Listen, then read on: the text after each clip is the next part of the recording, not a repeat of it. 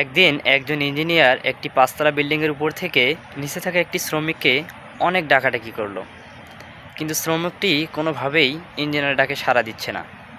তখন ইঞ্জিনিয়ার ভাবলো যে একে এভাবে ডাকলে এ সাড়া দেবে না। তখন ইঞ্জিনিয়ার সাহেব একটি কাজ করলো, তার মানিব্যাগ থেকে একটি 100 টাকার নোট বের করে নিচে ফেলে দিল, যাতে 100 টাকার নোটটি পেয়ে সেই শ্রমিক উপর দিকে তাকায়।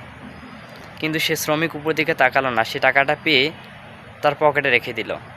তারপর সেই ইঞ্জিনিয়ার একটি কাজ করলো, একটি 500 টাকার নোট বের করে আবারও নিচে ফেলে দিল, কিন্তু শ্রমিকটি সেই টাকাটি নিয়ে আবারও তার পকেটে রেখে দিল, কিন্তু উপরের দিকে তাকালো না।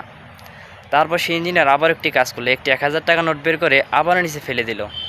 শ্রমিকটি আবার সেই একই কাজ করলো, টাকাটি নিয়ে পকেটে রেখে দিল, কিন্তু উপর দিকে তাকালো না। তারপর ইঞ্জিনিয়ার ভাবলো একে এইভাবে ডাকলে কাজ হবে না। তখন সে একটি বড় পাথর নিয়ে সেই নিচে ফেলে দিল এবং সেই পাথরটি সরাসরি গিয়ে শ্রমিকের মাথায় পড়ল। কিন্তু শ্রমিকের মাথায় যখনই পাথরটি পড়ল তখনই সে উপর দিকে তাকালো। গল্পের বিষয় হচ্ছে এটাই, আমরা সব সময় যখনই সুখে থাকি কখনো আল্লাহ তাআলাকে স্মরণ করি না, এবং যখনই আমাদের কাছে দুঃখ কষ্ট এসে ভরে যায় তখনই আমরা আল্লাহ তাআলাকে স্মরণ করি। কিন্তু আমাদের উচিত ছিল সুখে দুঃখে যখন যেমনই থাকি সবসময় আল্লাহ তাআলাকে স্মরণ করা। তাই আমরা সব সময় মনে রাখবো, আমরা যখন যেমনই থাকি সবসময় বলবো আলহামদুলিল্লাহ।